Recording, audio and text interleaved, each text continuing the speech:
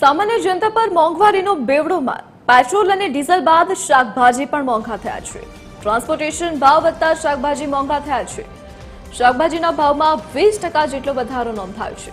શાકભાજી મોંઘું થતા વેપારીઓ અને ગ્રાહકો મુશ્કેલીમાં મુકાયા છે।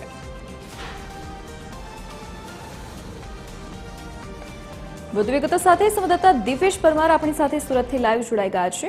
જી દિવેશ, પહેલા દૂધ મોંઘું થયું, પેટ્રોલ ડીઝલ મોંઘું થયું અને હવે શાકભાજી પણ મોંઘા થયા છે। કેવો માહોલ અત્યારે શાક માર્કેટમાં જોવા મળી રહ્યો છે? કેટલા ભાવ? बिल्कुल जे प्रकारे पेट्रोल डीजल भाव वध्या है तेना कारणे ट्रांसपोर्टेशन मोंघुं थयुं छे अने तेना ज कारणे शाकभाजी छे ते मोंघा थाय छे।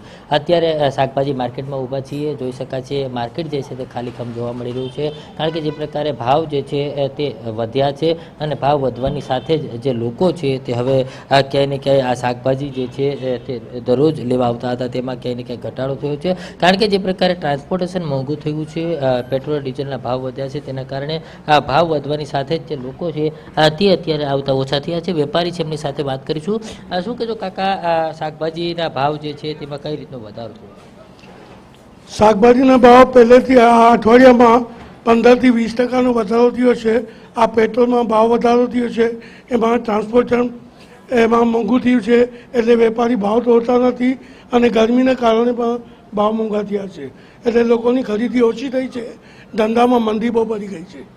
શું કહેશો, પેલા લોકો દરરોજ માટે જે લોકો આવતા હોય છે તે હવે કઈ રીતે ઓછા થયા છે? આ ભાવના હિસાબે બધાની કમાણી તો એટલી બધી છે નહીં, અમુક પોતાનું એડજસ્ટ કરીને કામ કરવું પડે છે। લોકોને જેટલી પોતાની પોઝિશન હોય એ પ્રમાણે ખરીદી કરે છે, એટલે મંદી તો ખરેખર છે જ ધંધામાં। તમે કેટલું શાકભાજી લઈ આવો છો દરરોજ જે પેલા લેતા હતા? હવે ને અમે ખરીદી તો એટલી કરીએ છીએ, કારણ કે અમે જ્યાં સુધી માલ નહીં મૂકીએ તો અમારો ધંધો થાય નહીં, એટલે અમે રોજ 10 થી 15 હજારની રોજ ખરીદી કરી આવીએ। ધંધો થાય કે નહીં થાય એ તો માલિકના હાથમાં છે। બિલકુલ જે પ્રકારે વેપારી જણાવી રહ્યા છે તે પ્રમાણે આ શાકભાજી માર્કેટ જે છે તેમાં મંદી છે તે જોવા મળી રહી છે, કારણ કે જે પ્રકારે આ ટ્રાન્સપોર્ટેશનના ભાવ વધ્યા છે અને આખું માર્કેટ જે છે તે ખાલીખમ જોવા મળી રહ્યું છે, કારણ કે જે પ્રકારે ભાવ વધી રહ્યા છે અને તેના કારણે લોકો છે તે શાકભાજી ઓછા ખરીદવા આવી રહ્યા છે। ત્યારે જે પ્રકારે અન્ય વેપારી છે એમની સાથે વાત કરીશું। શું કહેશો, જે પ્રકારે શાકભાજીમાં ભાવ વધારો થયો છે, કઈ રીતનો વધારો થયો છે અને અત્યારે ગ્રાહકો જે છે કઈ રીતે આવી? थोड़ा तकलीफ हो रहा है, अभी भाव महंगा हो गया है, गर्मी की वजह से माल भी कम आ रहा है। जैसे टमाटर का भाव बढ़ गया है, तीखी मिर्ची का भाव बढ़ गया है, कोथमीर का भाव बढ़ गया है, नींबू गर्मी की वजह से भाव भी बढ़ ही जाता है, इसलिए थोड़ा प्रॉब्लम हो रहा है। क्या है, इसमें खराब भी हो जाता है, गर्मी ज़्यादा है इसकी वजह से। क्या लगता है, पेट्रोल और डीजल के दाम बढ़े हैं, ट्रांसपोर्टेशन महंगा हो गया है, इतना फर्क नहीं पड़ा है। अभी किस तरह से आप जो ग्राहक है वो आते हैं? पहले ज़्यादा आते थे, अभी तो वेकेशन चला, उसमें भी ग्राहक की कमी ही है, फिर भी ठीक है।